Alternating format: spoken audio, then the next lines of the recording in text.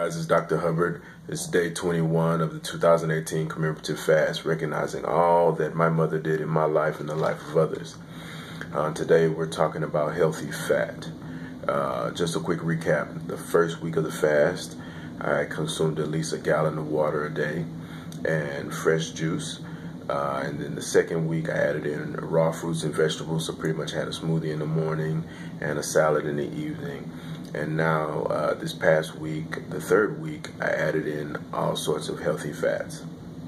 So let's just talk about fat, why it's good for you, why some fats are bad for you, and give an example of different types of fats. So we'll start off with vegetable oil. All right. So vegetable oil is typically what's used to fry food. Other canola oil, sunflower seed oil, those are used to fry food as well. This one is probably most popular. Here in this 1 gallon tub, there are approximately 256 servings. All right. So recall previous videos where we discussed how important it is to read the label and understand exactly what you're consuming. 1 tablespoon is considered to be a serving. In 1 tablespoon, you get 14 grams of total fat, which is 22% of your daily intake of fat. So you can imagine how putting a gallon of this in your fryer and putting your meat or French fries or whatever, what have you, inside the fryer, how much of this particular fat you're actually consuming. So take into consideration that large volumes of this type of fat and other types of fats that we use to fry can damage your arteries and can lead to cardiovascular disease. So just be careful. Moderation is key in regards to consuming fried foods. All right. Going to look at this Crisco, which is a aerosol spray typically used when grilling food or using a skillet or what have you.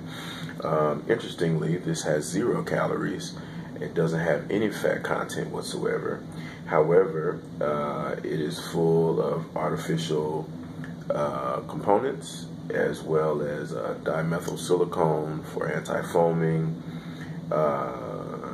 beta-carotene for coloring, and a propellant. So not that this is better than the vegetable oil from a nutritional content. However, it's just chock full of things that aren't natural to the body that are going to be challenging for you to digest and process. Okay, so be careful with this as well as with the vegetable oil. All right. Here's one of my favorites. I personally really enjoy olive oil. However, changing the temperature content in this oil, just like in the other oils, is going to change the biochemical structure and it's going to make it challenging for you to digest, and it's going to clog up arteries, etc. So you don't want to cook this. In Mediterranean diets, Italian, Sicilian diets, it's used as a garnish. So it goes on top of pasta, spaghetti, lasagna, etc. I like to throw this on top of salads. It can be added to smoothies to kind of give it a little bit more liquidity, all of that good stuff. Let's look at the content of this one. So 1 serving size is also a tablespoon here, and it has 120 calories per serving, also 14 grams of fat, total fat per serving, which is approximately 21-22% of your daily intake. So just consider that. But in general, olive oil is really beneficial. People in the Mediterranean area tend to live a lot longer than the average person. So I personally recommend this. Extra virgin is good. There's all different types, and try not to get the Walmart brand. But anyway, there's a reason why this is $8, $9, $10 as compared to the vegetable oil where you can get $8, $9, $10. All right. Now, boom, we got trail mix. Inside this trail mix, we have cranberries, walnuts, almonds, pecans, pistachios. Okay, so great source of healthy fat. Nuts and certain fruits that we'll get to in a second have really great healthy fat content. Here we have actually 12 grams per serving of total fat, which is 18%, about 150 calories per serving. 1/4 cup of this trail mix is a serving, and so you can imagine that this is you get a lot more food for the same sort of fat content, right?